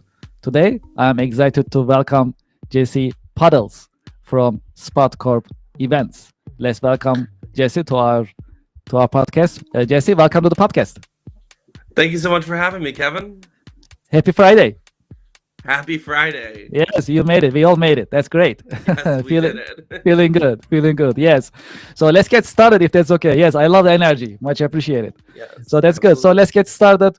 Well, as a start, would you please introduce yourself and your company to our audience and to our followers? Yeah, absolutely. Hi, everyone. My name is Jesse Puddles. I am the CEO and founder of Spot Corp Events. We do team building and employee engagement through theater and storytelling. At the crux of what we do is the understanding that stories are the core of everything in business. Stories are how we make sales, they're how we market, they're how we do everything. But they're also how we connect. We use theater and storytelling to create real bonds by understanding the stories of yourself and your colleagues. Jesse, thank you. Let's shift it towards your career journey. So how did you get started? You're an entrepreneur. You're the head of the company. That's very exciting. Congratulations. So please tell us about it. How did you start? How is the story, please? Yes, absolutely. So Kevin loves this word. So I will start by saying that I am an unexpected entrepreneur. So I started my entrepreneur journey how everyone starts their entrepreneur journey. I had a fight with a roommate. No, but that's really what happened. It was the middle of the pandemic. I had a fight with a roommate. I had nowhere to feel my feelings or express myself. I couldn't go to a friend's, and I ended up having a moment where I performed in an empty parking lot for no one. And I've been performing my whole life, but this was different. This was this catharsis and this release and this realization that there is some value in performing for yourself. It's why we love singing in our car or getting on stage and doing karaoke with our friends. There's something about it, and I wanted to bottle that. And so I created an experience for consumers that would bottle that experience, would allow people to be seen, heard, and valued for their own stories. And originally, it was just supposed to be a consumer event. And then what happened was that we would have these events, and then people would stay at the event 3, 4 hours after they were over. They were becoming best friends, and they were becoming roommates. And I was like, what's happening? You people didn't know each other before. And one day, someone said, why don't you have anything like this for work? And I thought about it, and I realized what was happening. We were creating what's called psychological safety, which basically means people feel comfortable sharing openly, they feel comfortable taking risks, and they feel comfortable in an environment where they don't have to be perfect. They can make mistakes.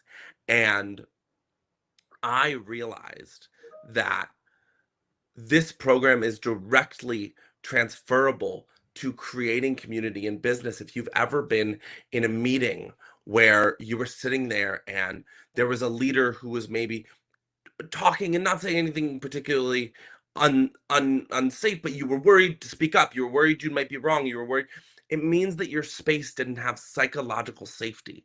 We create environments where you get to practice having and overcoming those feelings so that when it's a real meeting, when it's a real moment, you're like, oh, I rapped in front of my coworkers. I can absolutely speak up and add my opinion to this topic that we're talking about. And what we know from business is that it's that speaking up that leads to the strongest teams, because research shows that the greatest ideas happen when everyone gets to bring their own individual expertise or their own story to the room. And so that is how I became an accidental entrepreneur. And also because of my background in leadership and professional development, which I can go into later, it was the perfect fit for me. That's amazing. It's exciting, and I love the energy. Well, Thank you. so when you look at your job, your business, what are the challenging and exciting parts of your day-to-day work? Challenges. Being a business owner is easy. Never had a challenge. No, of course not. There are so many wonderful challenges. I think that the biggest challenge that we face is helping people understand that even though our concept is novel, our foundation is founded in the structural science of what makes team building so special. So, again, like I said before, we are team building through theater and storytelling. And while people love the idea of that, people are always nervous to try something new. People are like, will this actually have impact? Will I actually see? Because engagement is at a 10-year low. Retention challenges right now are very high, and people are looking for solutions that work. And what I found with our solution, especially when it comes to team building, is that it is basically generational proof. So the thing that often happens with a lot of these team building initiatives and things like that is that if you bring in a speaker who does something really academic and heady and intelligent, it's probably going to appeal, and we're speaking generally, to your Gen X and your baby boomers who are looking for tangible access to facts. Then you've got millennials, you've got my generation that loved like a cocktail hour or like just getting to communicate or spend time or play laser tag or do something with their business colleagues. And then you have Gen Z who, as a community, want to really feel like they're being heard, want to really feel like they're connecting, want to really feel like their ideas are being listened to. Our program hits all three of those needs. We back everything that we do with research backed practices so that your Gen X and your baby boomers are like, oh, why did I just play with puppets? Okay, great. Well, it lowered your cortisol levels, which reduced your stress, which inherently have actually transformed your relationship with work and stress. And they go, oh, okay, that's kind of cool. And then your millennials get the experience of like, oh, we're gonna like play games and tell stories and like potentially like, rap or dance or sing. Okay, that's scary, but I'm in. That sounds fun. It sounds silly. It sounds like we're gonna have a good time. And then you have your Gen Zs who are like, oh, we're gonna actually get to open up and share our ideas, our thoughts, our feelings. We're interested. We want to be heard. We want to speak up. And so we're really generational proof, which also makes it a challenge because you need to explain because they're like, okay, which group do you hit? And the answer is all of them. Yes, well, actually, you just mentioned earlier about employee engagement.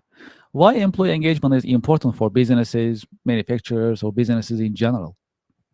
Yeah, absolutely. So the key reason that employee engagement is important is because you get the best work out of your employees when they're engaged. If you have an employee who's disengaged but they're not in trouble, they're not like doing bad, they're going to give you exactly what you ask for. They're not going to innovate, they're not going to try to do more, they're not going to ask for additional work, they're not going to push themselves further. And so basically what you're getting is the equivalent of a paper pusher until they either realize they're so disengaged that they leave, and then they're costing your business thousands of dollars on average. To lose an employee, it costs about 1/3 of their yearly salary. So if you've got a $60,000 employee, every time an employee is disengaged enough to leave, you just lost $18,000, and that's for one employee. So on the retention side, it is paramount. And then even if you have these people in, then they're not adding anything to the business. They're not adding anything new. So they're basically a placeholder. Whereas if you have an engaged employee, they're going to present new ideas which maybe could improve your business. They're going to speak up on their team, and they're going to challenge in a politeful and respectful way their leaders' ideas, providing new and interesting concepts to them that can only elevate everyone's ideas. And they are going to bolster the entire team. When you have a disengaged employee, you are slowly going to see the team around them become disengaged, because they're going to be like, well, Johnny doesn't have to do it. We know Johnny like only does 10% of the work that we're doing.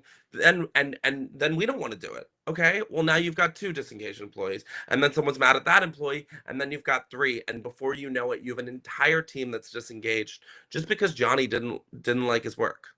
So get them with engagement by getting the whole group together. And the other thing, and this is a number one key thing, is that 70% of people leave because they don't feel connected to their leader. Not because they don't like their job, because they don't feel connected to and cared for by their leader. Doing programs like Spock Corp, where your leader really gets to show you how much you mean to them and how special you are, can transform your retention. It can transform all your Johnnies, and it can lead to innovation. Yeah, that's very exciting. Well, I like to shift our conversation towards AI a little bit. So we ask this question to our guest in each episode, and I like to share this with you as well. Well, AI is here to stay. That's how it looks. We utilize AI on daily basis in our business, also individually in our lives as well. What is your take on AI? How it's going to change our lives as well as businesses? Also in your industry as well, employee engagement type of events. What is your take on that? Yeah, absolutely. So AI as a whole, I think it's a great tool. I think it is really helpful when, I've used it to make meal plans when I'm trying to lose weight, or I've used it to make workout plans. Really, it seems like I use it a lot to try and figure out ways to get in shape. But in all seriousness, it helps doing some of that thinking for you. And I think the key word that I use, especially when it comes to my business, is the word tool. AI is a really great tool for if we're designing a session. So all our sessions are entirely customized. And if we are working on a session and we know what their need is for this part of the session, and we know we need to do this kind of game or this kind of activity, but we don't know exactly what we want. We know we want these elements and these elements, but we haven't tied it all together. I'll use AI to generate me a list of 5 to 10 exercises. But that's where it stops. AI gives you the groundwork, but it can't, at least the AI I've seen, it can't do all the nitty gritty of really, because for instance, we have had a group that asked us to do empathy in marketing. They wanted really to be put in the other person's in the buyer's shoes, and to have their employees feel that empathy. We asked AI for a list of 10 examples of improv and acting games that could deal with that. AI did a good job of giving us games that deal with empathy, but it missed that piece of in marketing. It missed that piece of how you actually translate this to the feeling of being a buyer. So once they gave us the games, we found the game that resonated most with us, and then edited and tweaked it so that you weren't just speaking to the empathy of another person, but an empathy of an entity, of a whole community, of a whole environment. And so that's really what it is. It is a tool for getting you past writer's block or moments of challenge, but it is not the end product. You still need your own ingenuity and your own complex understanding of the inner workings of your business and your community in order to utilize it powerfully in business. Yes, these are important insights. We had actually experts before, also subjects of AI or AI in AI industry altogether. Yeah, they actually mentioned similar things as well. AI being the tool, so not in a position of replacing occupations. It is not yet. That's how it looks, and depends on how we program it. Also, that's another point, of course. But looking at it as a tool and utilizing it is more realistic nowadays. That's actually what we are learning from experts. And similarly, you mentioned similar insights. That's important. So it looks like that's how it is positioned nowadays. But then we'll see the future, right? That's to be seen. All right, good. Well, speaking of features, so let's talk about predictions. Well, so in our podcast session, we talk about predictions, and I like to ask you as well. So, what are your predictions for 2025 and further in terms of economy and job market and business in general? How it's gonna be? You think? Yeah, absolutely. I think we in general are at a time of like absolute spike with the way technology is transforming. But I think the key for me when I look at predictions is because I'm not an economist, right? I do team Mhm. building and employee engagement. So for me, the question is how is the economy and all of that going to affect my business, right? Mhm. And I think in the most, empowered and honest way, I can say it won't. Teams are always going to be important. And the ideas of the many is always going to outweigh the ideas of the one. And creating interpersonal connection, creating authentic backing is something that we're always going to need because because of what I said, because the ideas of the many are always going to supersede it. So when I think about the economy, when I think about the future of business in general, because of where I am positioned in the market that I am, my thoughts always go to my business. And the answer is that we're always going to need team camaraderie.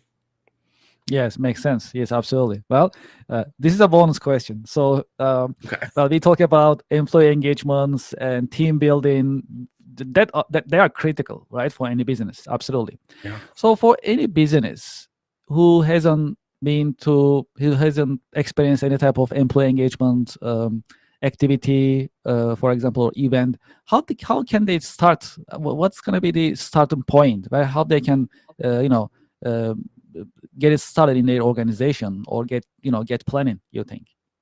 Yeah, absolutely. So that's a great question. So I think that really comes to the structure of how we build. Um, and we always say that culture is the only thing that actually trickles down.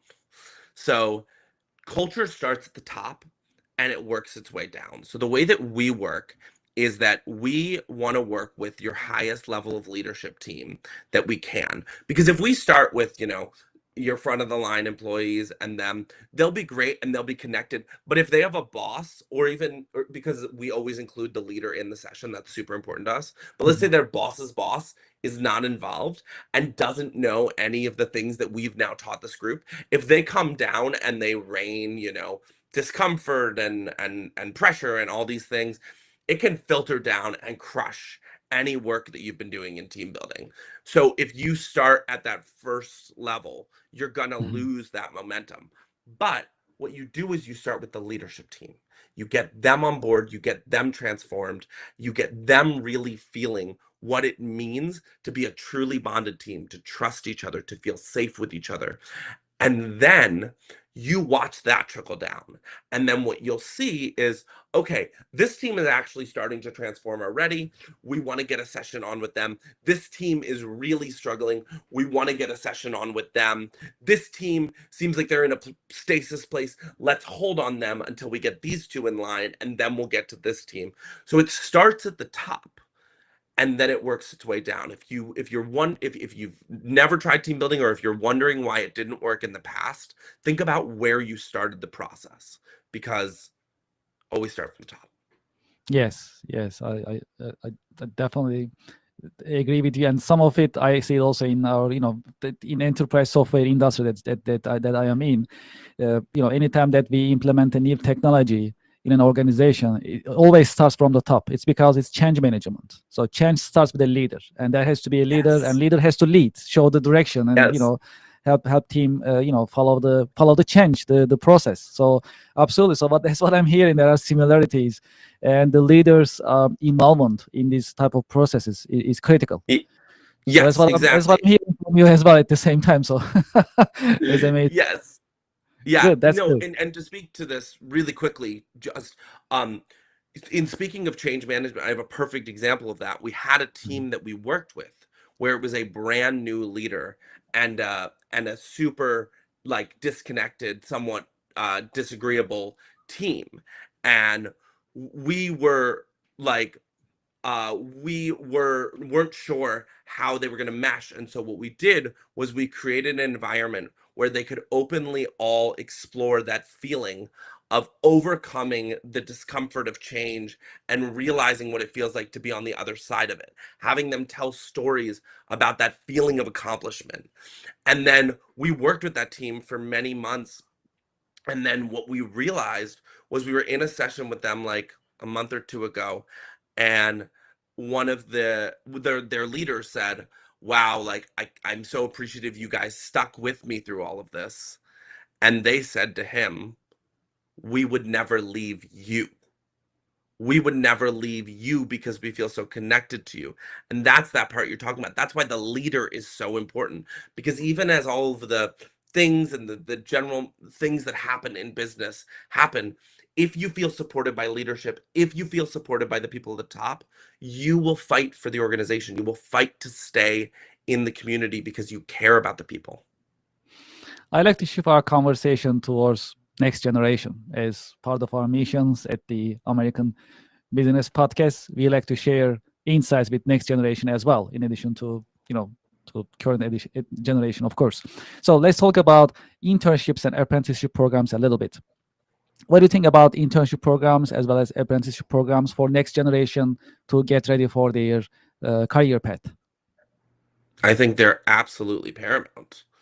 I think that as much great things as you can learn in schooling from being out in the world, I can tell you every single job that I've known someone have, there has been someone who said, "I never knew about this part of the job until I was on it." There are just certain parts of the job that they do not teach you in school. And the only way to actually have access to it is to actually get a hands-on experience of that work. And I think as far as for internship leaders and apprenticeship leaders, it is really important that you give them a mixture of one, that grunt work that needs to get done so they understand all of the intricacies, and teaching them how much goes into the actual job. So they don't just feel like a cog in the machine. They understand why they're a cog in the machine and what's the larger vision at play, what's the larger things that are happening around them, so that they get a realistic view of the industry that they're potentially going into. And I've even had it happen in a positive way where someone got an authentic understanding of a experience of work or of a specific industry from being in an internship, and realized they thought they wanted to be in the industry and they don't. And now they're in an industry that they love and that they enjoy and they feel connected to. And so giving people these hands-on experiences moves forward the process of them finding where they're really meant to be. You are the head of Spot Corp events. You're an entrepreneur. Do you have Yes. any role models that you can share with our audience? I do. Yes. It's a little bit cheesy, but probably my biggest role model is my dad.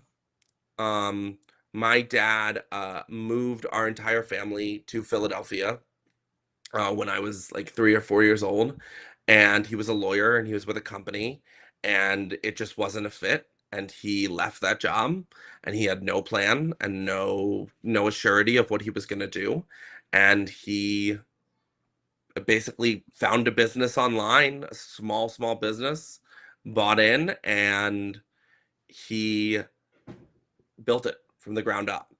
And I got to really watch someone become an entrepreneur in front of my eyes. And I have watched him overcome challenges. I have watched him take on things in his business that he never thought he was going to ever have to deal with. I have seen him get to these crazy heights where even he was like, "I don't know. I've never been this level of a leader before."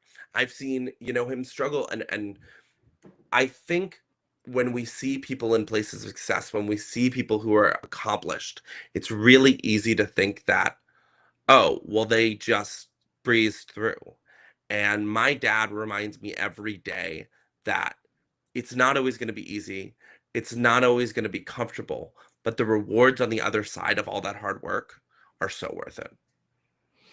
Well, we are coming towards the end of our episode, but before we end it, I have two more points that that I'd like to share with you. One of them is, do you have any final career advice with the for the next generation that they can follow and listen to? Yeah, absolutely. I think the number one piece of career advice that I would probably lock in with is finding your passion is an ongoing journey. And just because you find your passion doesn't mean there aren't going to be days you're going to be at work and you're going to be challenged or frustrated or sad or tired or any of these things. But what it means is that when you think about the larger impact, when you think about how it feels to do the work, when you think about the kind of effect it's going to have on the people around you and what you value, because to be fair, that's also what I value. And some people value more stability and finances and things like that. So it's really about locking into what you value, finding career and professional aspirations that fit that need, and then understanding the difference between when you're having a rough day, a rough week, a rough month, and when you genuinely don't feel connected to the work, when you genuinely are bored or disconnected or feel uninterested by the activities that you're doing. And also know, especially in today's world, you may love something for 10 years and it may be the perfect fit for 10 years. And then you may find a new passion. And that may be where you need to be for the next 10, 15 years. Don't be afraid to listen to what's happening inside of you and shift accordingly. I love our conversation. Thank you for sharing your insights. Before we end our episode, would you like to share your reach out information, how our audience can get in touch with you? Yes, absolutely. So my name is Jesse Puddles, just like I think it says on the screen. If not, Jesse Puddles. I'm the only Jesse Puddles on the internet, so I'm very easy to find. You can follow me on LinkedIn. You can follow Spot Corp events, which you can also see on the screen on LinkedIn. Our consumer events, which we still run, which I told you about, the spaces for people to feel seen, heard, and valued for their own stories. You can follow those on our Instagram, and then you can get information and schedule your own discovery call at spotcorpevents.com. Jesse, thank you very much for being with us in your busy schedule. Thank you for sharing all the insights and educational knowledge. Thank you very much. Of course, thank you so much for the opportunity and for what you're doing for the next generation to really help them understand what it means to be in business and go on that journey. My pleasure. It's getting better and better with the experts like yourself. Thank you for your contribution. Much appreciated. Of course. To our audience and to our followers, thank you very much for watching us. As you know, every Friday we get together here at the American Business Podcast episodes. Sometimes we have one episode. Today we had 3 episodes back to back. So it was a great experience for us. We are ending it with Jesse Puddles. It was also a great episode for all of us. So next Friday, we are looking forward to seeing you at the American Business Podcast. Please follow us on LinkedIn, YouTube, Twitch, Instagram, and Facebook. And looking forward to seeing you. Thank you very much. Have a good weekend.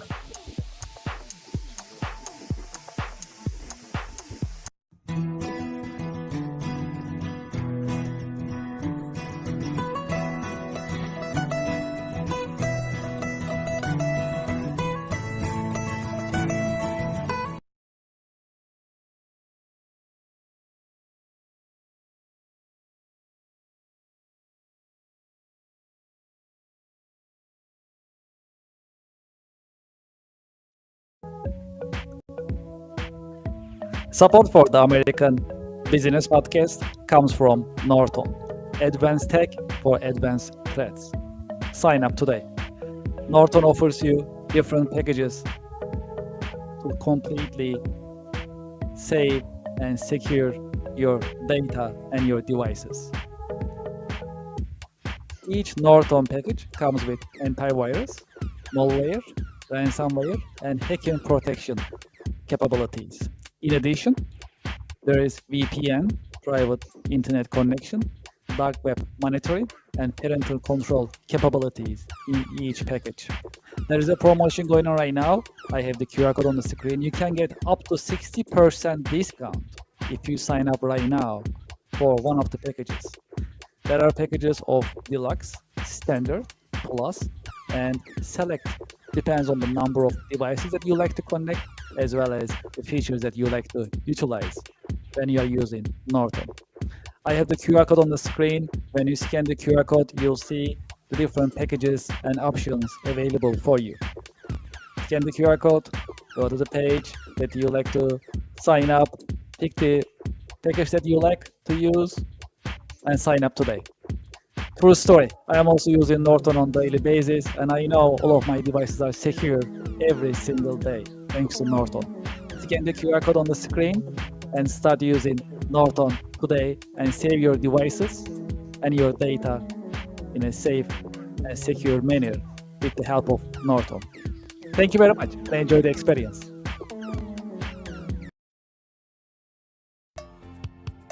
Support for the American Business Podcast comes from Reddit. Do you know the biggest challenge nowadays for American small businesses?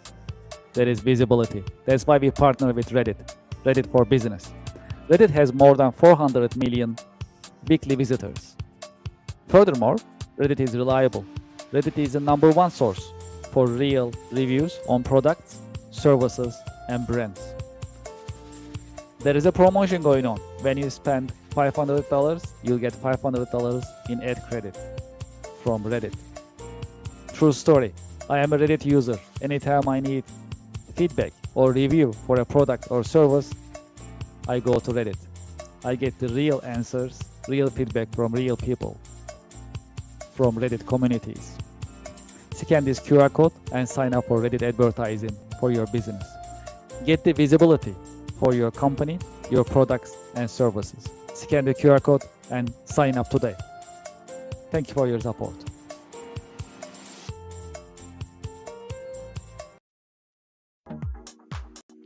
Support for the American Business Podcast comes from Brother. From large companies to small offices, Brother has powerful printers and all-in-ones for your growing business. Scan the QR code and find the best printers for your needs.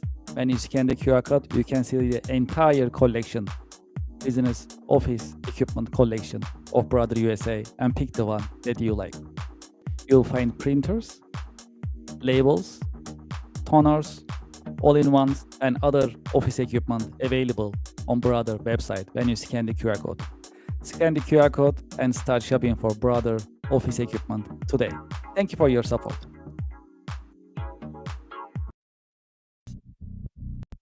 Support for the American Business Podcast comes from Invicta. Invicta is known for its stylish watches, both for men and women. Invicta is offering unisex watches as well. I have a confession. I am an Invicta fan and I've been using Invicta watches for many years. This one is 57mm Invicta watch, automatic. Because it's black color, it goes well with my business outfit. And because it's automatic, I don't need batteries for my watch. It gets the energy by me just moving the watch from my wrist. So it creates energy and it can go pretty much non-stop. I have the QR code on the screen, and when you scan the QR code, you'll be able to see the Invicta watch collection. And you can pick the one that you like based on the color, style, and technology. Please scan the QR code, start shopping today, and join me using Invicta. I'm sure you'll like it. Thank you very much for your support.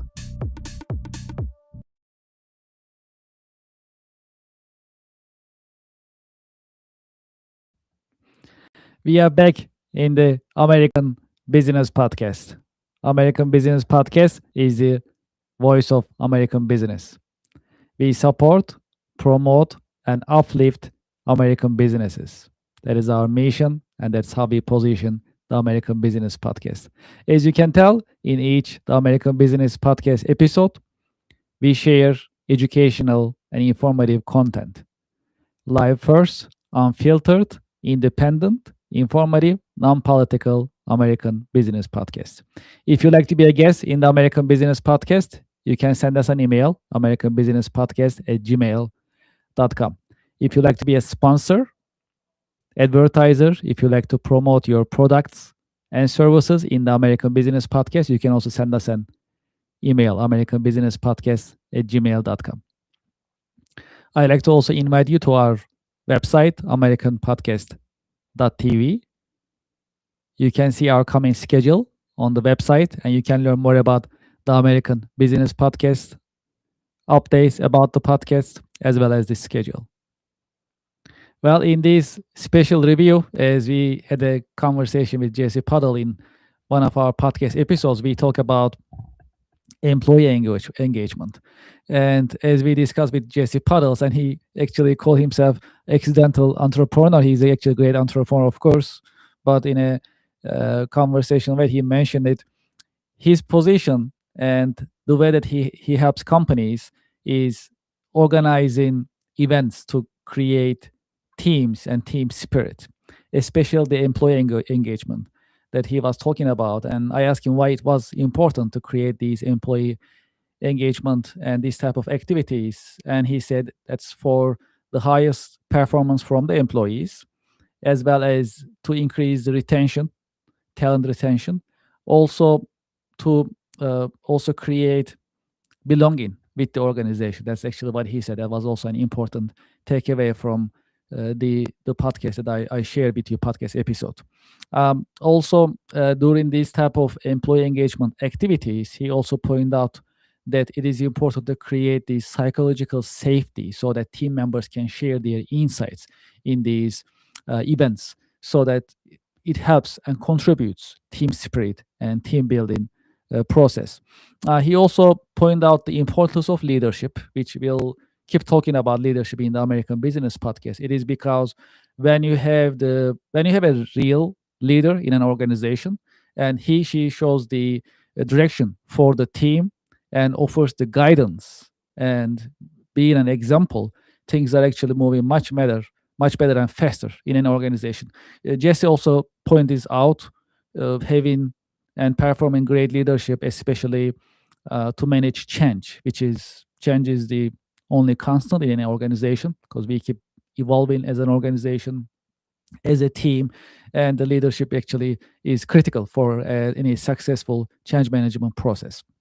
I hope you enjoyed that episode as well in this sense. Well, we'll continue our 2025 year in review in coming days, and we have a lot to cover in our review process in the American Business Podcast. It is because with the help and support from you, and also having experts and professionals in the American Business Podcast during our interviews, we accumulated a lot of knowledge and know-how. So we like to emphasize, and we like to have this conversation with you during these review sessions. So this is our first session in terms of 2025 year in review, and we'll continue in the American Business Podcast to emphasize and highlight the knowledge and important parts of episodes that we covered during 2025. So we'll continue, but this is our part one, and we'll keep streaming part two as well in coming days. Thank you very much for listening, and thank you very much for watching. Thank you very much. Appreciate it in the American Business Podcast. Don't forget to subscribe and like if you haven't done so. Please go to our YouTube channel and subscribe. Let's put the QR code on the screen. When you scan this QR code, it'll take you to our YouTube channel where you can subscribe. We'll truly appreciate it. Also, you can share your thoughts, your comments with us. We'll really appreciate it as well. Your engagement in our YouTube channel is a huge help. And please feel free to subscribe, like, share, and also put your comments in our YouTube channel as well in the chat box. Thank you very much for listening, and we'll continue the American Business Podcast 2025 year in review in coming days. Thank you very much, and have a great weekend.